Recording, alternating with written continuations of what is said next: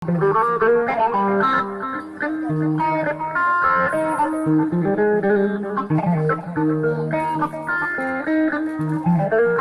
koye omo ganduɗa kañum woni éliman ministre ɗi woni guila kuulal ngal woota andi président Macky Sall o fini subaka tan o itti premier ministre o wi presque o yiiɗi ko fast track gueɗe ligguey makko fo yaawa tawa hankkadine so ari ala ɓe saggata ha ɓooyi o wi joni alay saago ɗum arta saabu omo jogui responsabilité ji goɗɗi e nder Afrique alay saago heeɓa premier ministre e guila kuulal ngal woota ha ɗo ɗo yarete ala baɗaɗo premier ministre cikkuɗa ala sikki sakka walla guumu gama walla kulol walla ganuma hol mo neɗɗo jogorinomde modor komi mi ɗon lugrom ko barka sise seeɗa mi salminan passage kanko e wiide Moussa haala so haalama haaltama haala gaddi ka laɓtayde so haalama haaltama haala gaddi ka laɓayde gaddi ka laɓayde ça c'est vrai ayne jalten 2019 le enen fof eɗen gandi nden Sénégal foof e nder haala woni ko mbiyata mir e ñoore yimɓe fof jagguno on saaha Amadou Ba ene waɗi mérite wonde premier ministre par rapport liggey mo ɓe jii o waɗi finance mais par rapport liggey mo ɓe jii o ko waɗi ko fatay wadde réélire président de la République Macky Sall Macky meeɗa gagnade Dakar que grâce à Amadou Ba o gagné 2017 o gagné 2019 ɓeeno mbi Aly Ngouille Ndiaye ɓeeno mbi Mimi Touré mais Macky Sall tawi en kaldat o yiɗa numéro 2 e nder APR wonko soomi nder o yiɗa numéro 2 APR donc la meilleure solution ko wadde supprimer poste premier ministre je peux pas comprendre mbaɗa gouvernement itta Amadou Ba mo ganduɗa jogui yimɓe fof mbi liggey mo feewi gadda ɗon Aissata Tall Sall itta goɗɗo gal itta Aly Ngouille itta ɓe ganduɗa ɓeɗo c'est des cadres du parti ittade Macky Sall kañum fewni parti o kañum bonni parti o ɗum ko ɗin leldi e on yawmi il fallait adda haala pour wadde supprimer poste premier ministre mais ko wino liggey o yawa ko est ce que liggey yawi ko jiiɗa yawde hen mi sikko liggey ɗon ɓuuri bonde ɗon maaro ɓeyti ɗon courant ɓeyti ɗon courant ɓuuri waɗa kuppude ɗon foof boni e liggey mo wi fast track ɓuuri yawde o haydara ala ko jiiɗa sona Macky Sall ɓeydi wawa ɗannade caggal ɗum o wi waɗa poste premier ministre joni pour premier ñawama ha joni yiyata ko waɗa pourquoi ngo waɗa par ce que calcul aji politique woni wonko yiiɗi haalde o añani debbo tataɓo omo yiɗi ɗum heddi holno haaldata mais poste premier ministre ala fof holto wonno logique o waɗa supprimer et par rapport ko wi ko donc noon ko juste min ko paami ko politique président de la république Macky Sall waɗiri ɗum aɗa wawi ɓurdi yimɓe teddungal ɓuraymi kono aɗa wawi wasi ɓurdi yimɓe yiyande pour wadde supprimer poste premier ministre comme ça hankkandi hay goto wona patron kanko woni patron c'était ça ala goɗɗuma yaade makko noon wonno aɗen taariɓe mo kabine makko ɓe ala en andu hokki vidde ɓoli mum toon taariɓe ɓe hokki vidde ɓoli kayumaji mawɗi taariɓe Macky Sall attention anduɓe sara makko gando ala toon Mamou Sall holko andi Mbaye Ndiaye holko wawi gaynude Mor Ngom holko wawi gaynude Farba Ngom holko wawi gaynude ɓeɗo an ɓe so taarima man ɓeɗo Ablaye Sall ɓeɗo so taarima holko mbawi ɓeydande man holko mbawi ɓeydandema e nder miijo ko mbawi kay sinno ɓe mbawani ɓe gonɗon guilden ha joni wadde mon noon dari guille wadde Macky nan payni jiɗɗa wiide Macky ko persa ko payni Macky 4 pono payni Macky wona pat goto 4 pono payni donc secours wa nawdemo yara ko dari kak aɗa leydi ko dari kak hande eɗen kaldat leydi ndi yahani ene wawi noon jogoɗa poste ma an tan e Allah joɗɗade yooɓe ɗum ene yaaha kono leydi ndi han tawi Allah kaldata tawi a wurani e laamu walla fayol Allah kaldata aɗa leydi ndi sane bappa ala fof yeehi sa haali ɓe kalama way terre nan ɗon ok terre ne moƴƴi ok ɓe kalama BRT nan ɗon ok ne moƴƴi kay mbeɗa yimɓe ñamata godoro walla godoro ko kaƴi yimɓe ñamata ko lampaji voilà yimɓe ñamata ko lampaji mbiɗa sikki bandiraɓe paami ceerno Moussa an haalma nande haala opposant élection législative ɓe nirɗo hen holmo jaaduɗa a waɗine participé ummimi ko paari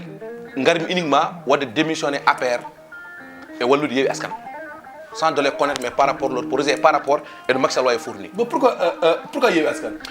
parce que Yewwi Askan jimi opposition mo ganduɗa timmuɗo opposition mo jimi mo ganduɗa ene suusidede mais surtout aussi taw ko leader Ousmane Sonko min par ce que neɗɗo a lirat ɗum keɗɗamo mi andamo haɗo joni andama taw kono noon mi heeɗimamo mi yimo kadi il est constant kadi sa ƴeewi 2019 wonno opposé Macky Sall ɓe foof duttima Macky Sall haydi kam omo heddi haɗo joni wadde firi kanko wonno Macky Sall opposition ko gonga makko goɗɗum ɗum en jii par rapport somo haala kanko momata haala o haalata ko haalaɓa ceerno en jii eko haalata ko wona Ousmane Sonko ene jogori ittude yimɓe en liggo taw hay goto aduna ala non ko seɗen liggodo e goɗɗo sa jogui guesa ma sa ari ko an haalata prima ɗum yi Ousmane Sonko yiɗi ittude goɗɗum ɗum o yiɗi ko waɗa transparent waɗi holɗum Ousmane Sonko pammi ko jiimi makko min ko laamu miskineɓe eko keeɗimi haala makko eko keeɗimi kadi eko windi neɗɗo noon ko haala mum mbaɗa juge ɗum pour le moment gari Macky Sall ni wino min ni wino on de kañum ronino sac maaro hande maaro noon séri sa yi Macky Sall yima woni ke terre Macky Sall ronino sac maaro Macky Sall jogino mergande emin jooɗi minen ndene min daari wallahi aduna wona ni emin gummo Agnam Goli min jaa Agnam wursire min kuppgaji amen mburu wonko wodano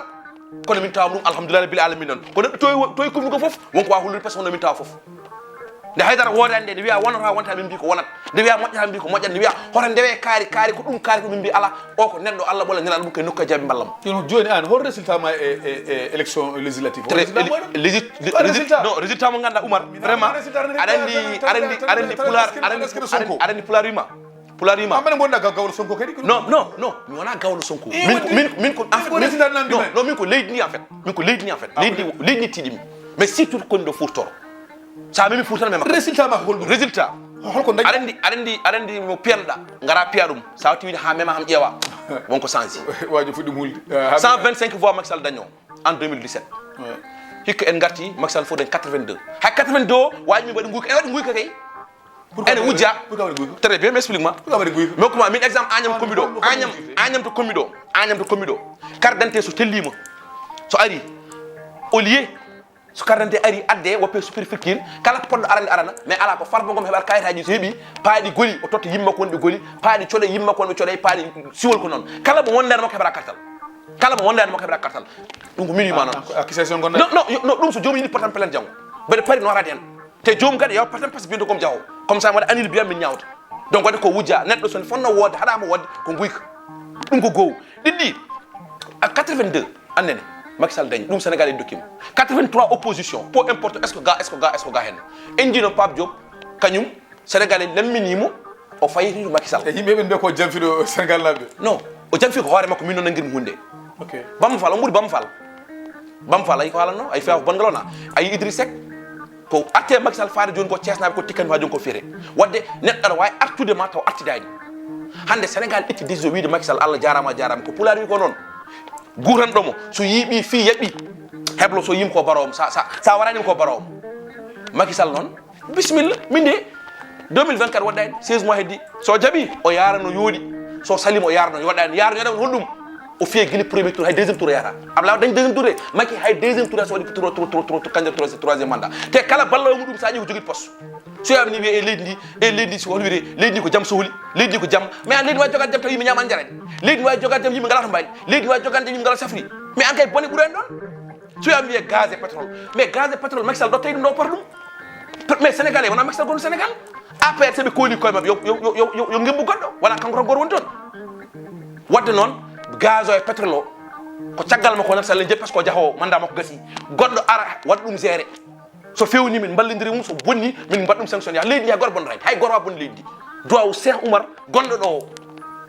a faami e waɓe no Serigne Touba en e Alaji Malik en Baye Niass en faami e Madina Gounass naɓe duuji baɗɗi fayde wonno goɗɗo bonnata ɗum joni Moussa ɓe joguino ko presque majorité absolue ɓe joguino ko 125 député hay soni hen député ji nogas joyi ɗannima probléme ala so tawi ɓe gaddi loi tan manan ɓenneɗa on sa haysoɓe keeɓi député nogas joyi ɗannide probléme ala par ce que manam kam juuɗo majorité manam ɓe kedorto mana temedere joyyi e so tawi ɗannaki so loi tan ɓennata joni cikkuɗa exactement holko woni probléme mo ganduɗa probléme tan ɗum ɗo addaniɓe e perdude 43 député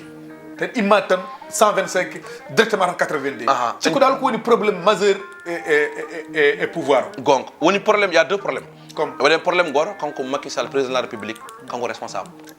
par ce que ha joni o natti leerande yimɓe est ce que on waɗa troisiéme mandat ɗum ko goho mi aranti non mi aranti probléme goɗɗo o en jii leydi ndi ala démocratie ɓe kadi wadde manifesté ɓeɗo jemri yo mbaɗ meeting ngaji en jii baɗɗo délit nodde wiya OFNAC ne noddi ɗum salo yaade par ce que Macky Sall wondi jeeya gujjuɗo ga temedde ɗiɗi udde en jii ɓe ganduɗa ko député ji ene mbaɗa trafic des passeports diplomate Sénégal te a nanani hen ha joni président yalti itte responsabilité en jii nanguiraɓe faux billet fodde 50 milliards et quelque taw ko député ha joni jomum jaggama lebbi jeegom tan ɗi faati galle mum donc wadde justice o waɗi ko deux vitesses ɗum ko hen banggue goɗɗum ɗum en jii leydi ndi yimɓe ene keyɗi ene ɗomɗi won probléme aji jogui kono ha joni président elle mataw faama walla nanen caggal ɗum holko wi ndewi deggana nowi GCJ nde holko waɗen en caggal ɗum ICG o addan en ene moƴƴi wawi kayde kono wonko ɓuuri ɗum ICG ene moƴƴi noon wawi kay wonko ɓuuri ɗum goɗɗum ɗum ko yimɓe makko bonni parti o taw minen tomin koɗɗi ɗo bonni parti o yimɓe jiyandade eyyi kono ko waɗi ardiɓe bonni ɗon parti o wawi bonnuɓe quoi ala ko gardiɗo bonni minen min jalti min goppi ok d'accord bonni ɗon ko wawi no farba gomen jogade parti ko an haalata ko an fiyata ko an fembata so parti wonko totti ko an heɓata sonko adda ko an heɓata go an jogiɗa probléme koye makko bala koye régime non probléme ala non ko kam non jonge min ko régime o fof jogui probléme ko régime o min jogui tutan tan min pofta ok d'accord ɗum tagui noon e gohuji koyɗi nokkuji kewɗi ganduɗa responsable uji mabɓe mbewi jomum waɗata ko welɗum haalata ko welɗum ala yimɓe respect ala yimɓe teddugal ko yiɗi ko ɗum tan ɓennata après yimɓe en sénégalais non aɗa wawi ɓurde kalis ɓuura ɓoto jooɗo kono kam je carte mabɓe ñande woto jomum nar changé gueɗɗe sénégalais ko panno e Macky Sall ko jeyani sénégalais dañi ko déception ko yimɓe jakorno Macky Sall jibinaɗo 1961 président ɗiɗo berteji an hol an bourse familial bourse familial a ɓoyani tan kadi mo rokka yimɓe mana bourse familial ñanden non aɗa dokkal moƴƴani dokkal wona solution an ko dokkani lewru 80 000 ko mais ƴeew ɓiihu goto wasa ɓiihu almudo ɓurana mballa ɗum no liggori walla ɓiihu janggo école mballa ɗum mata ɗum ɓuuri umar neɗɗo a walla ɗum wawa ɓuuri wiide 80 000 matam ñande holko wiya ñande wona wiya matam ko région ɓuuri heyɗude eyyi dande gomon ko gongre mais mbira galle mon heydade men heeɗi ala wi komin mayɓe jonno ɗan oumar so tawi wiya matam ɓuuri heeɗude Macky Sall yumum jeeya ko fuura bamum jeeya ko fuura nde wi komo ko prip enen gadi hen so yaɓa enen ɓuuri heeɗude gandumi no e laamu Ablaye Wade en wiya enen ɓuuri heeɗude an tagi ɗum par ce que nde Ablaye Wade laamide wonno wonano haajuji men no fewi mbiɗen enen continue ɗanngal enen continue haajuji men mais hande hewɓe goppi haajuji men enen ɗamine Macky Sall ne paade Macky Sall watta weyi so yimɓe goppi hajuji mumen paade Macky akila fof furankoɓe liggoɗe non ko yakar boni ko yakar yimɓe manno yakar comme ɓinguel men so laabi ma ko change furankoɓe continue liggade furankoɓe commuɗe darade darɗen kollen fuura change fuura waylima ƴeewen président goɗɗo mo neɗɗo yiɗi fof e won noon mais ƴeewen goɗɗo bawɗo arde walla fuura par ce que ni ɓenditta donc noon ko ɗum tagui Macky Sall yimɓe mbaɗimo sanctionné kolli noon jadani eko waɗata ko kolli jaadole mo waɗata ko jadani hen kolli yimɓe makko arrogance mo jooɗi tan jooɗi télé kala an so wiyama on député jooɗima télé wi way diw jelna man jelna a ƴetti mi ƴetti hoko ƴetta haalno ɓuuri ɗon on kadi foti noddede hoto meɗe député milliardaire ala hay Londres ala député ala fof milliardaire ngalude ko Allah hokkata kam non ko Allah hokkata kono haalata dañƴa non Allah hokkata mais wiyat ɗon dañƴa a wiyat ko ɗon dañƴa yimɓe ganda kay mais on député milliardaire te avant laamu ngu a wona milliardaire mais foti ƴeeɗ on député qui mange 40 000 140 000 par jour y a un problème ɗum ministre y a un problème ɗo ɗo yarate inchallah ñande sappo e ɗiɗi koko suɓete ɓeɓe ganduɗa kañumen jogori hufde mana assemblée o woni ardiɓe e yaadiɓe mumen kono elle polémique koko waɗi to banggue coalition yeewi wallu moni foof kañum yiiɗi wonde saabu nafoore wonde hen nde kono kadi ha ɗo ɗo yarate Benno Bokk Yakar haydo goto nanani ɓe mbaɗi proposé wiya ko kaari jogori wonde ɓeni mbiya ko Idrissa Seck ɓeni mbiya ko Mimi Touré ɓeni mbiya ko Amadou Ba ɓeni mbiya ko Pape Diop ɓeni mbiya analyse ma e ɗum ɗon eyi firti tan ko leydi ndi ha joni ke probléme woni ko firti tan sa probléme ko leydi non ko probléme woni leydi ndi sa yiiɓe saɗe nangude probléme firti leydi ndi ha joni koye probléme woni par ce que aɗani sa yi président sam c'est bien démocratie ne yamiri yimɓe yo pondiral wat kono noon min de hayso pondiral waɗi yata ko pondiral ɓe jiiɗi ardade par ce que to mbawmi nawde leydi taw wona ɓe jiiɗi ardade pour privilége uji ɗi ɗum ne hen somide privilége uji par ce que won hen ko fodanto fodiri ɗum par ce que a woni président sam an woni deuxiéme neɗɗo ɓurɗo waɗde puissance nder leydi ndi an jogui institution ɗiɗaɓo ɓurɗo mawde nder leydi galle ɓurɗo mawde nder leydi ndi wadde noon hewɓe nanguiri ɗum pour politique men daña no jooɗiɗi daña hayso jahani 2024 peut être vote gari o ɗo yesso mbete waɗa participé ɗum tagui min de mbiyami ko député ji déjà enen kaman kanti mbaɗon hokkude miijo men ɓe ngala hen doole kamɓe gurtidiri nder koye men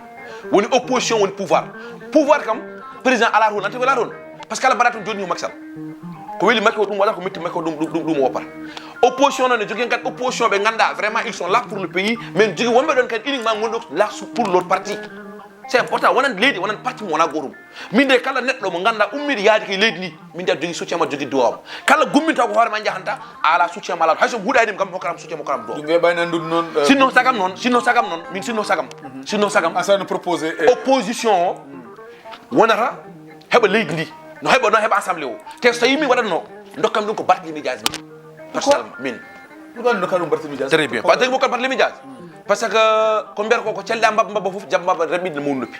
Barta ko calɗam ko foof ko jiiɗen makko Barta ko gonguenke ko jiiɗen Barta il est franc woni ça veut dire kanko miijo ɗum haalata ko jiiɗen makko Barta ko liggotoɗo par ce que c'est important surtout ko liggotoɗo par ce que min ɓuuri liggotoɗo ne welimi quoi min kadi ko jiiɗen Barta ko foof en jeyana makko kadi woni gueɗe aduna woni bonande hewde walla manque de respect malgré non comment dirais-je ko pour le moment liggéey mako haaɗi ke Dakar mais kala sénégalais keɗoto wonde andi Barthélémy Dias haala makko no waɗi fayida suusirel ɗum tagi min de kadi ko neɗɗo ganduɗo politique par ce que ɓooyi politique e paccori kanko haw ngabbi PS parti socialiste min de sinno sagam min opposition fof rendanno gona caggal Barthélémy Dias mballa Barthélémy Dias heɓa assemblée o waswade calcul politique am min ɗum ko point de vue personnel mais quant à no présidentiel kam so ari o fawama Ousmane so fawama ɗum kam Ousmane Sonko woni président kañum gotanam so ɓe wuri sel inchallah rabbi d'accord